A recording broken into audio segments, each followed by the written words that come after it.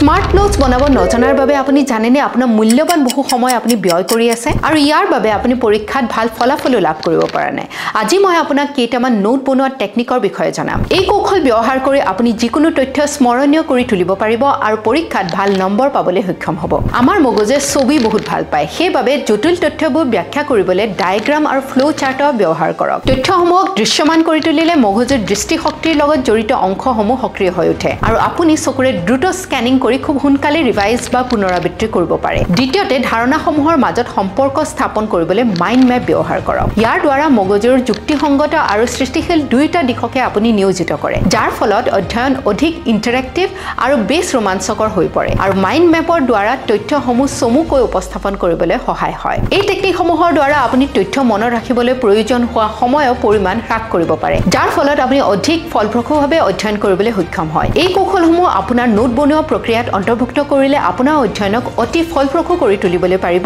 আৰু আপোনাৰ পৰীক্ষাৰ ফলাফল উন্নত কৰিব পাৰিব ধন্যবাদ